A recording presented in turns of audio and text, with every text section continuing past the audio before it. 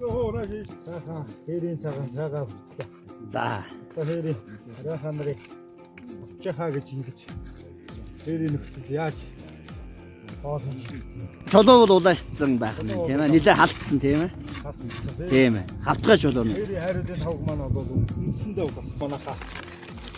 Зарим нэг нь туулгын цаасан сайхан. Дарсан махаа сайхан туулгын цаасан дороогод хүртэж байгаа. Ингээд хоёр чулууны зогсоо авчиж хоолуугаа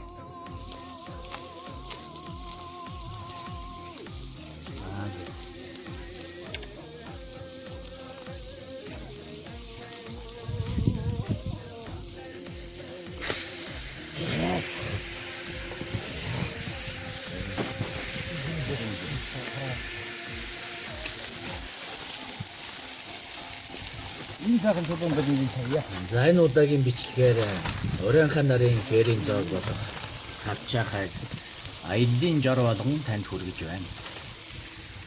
Цай буслах зуур халсан хавтгай чулууны дунд амталсан маха шарж хүрсэн.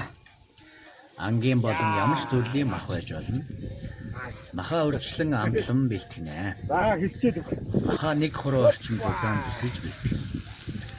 Халсан чулуугаар төөнөж шарж байгаа учраас над дээр шаарддаг шиг түлэгдэхгүй зөөлөн шүүслэг болдог. хөстэй дагараа. Мөн аргал болон модны утаа чулууны хохирогссон амт шингэж байгалийн өвөрмөц амтыг бий болгож чаддаг юм аа. Одоо энэ хол явна. Та хөх салхи мөрөн аялд оролцож хэрэг мартагдшгүй өвөрмөц зоогийг барих боломжтой. Цаашид бид монголчуудын хоол зоогийн өргөн их соёлоос та бүхэндээ цувралаар хүргэхээр бэлтгэж байна. Хөх отог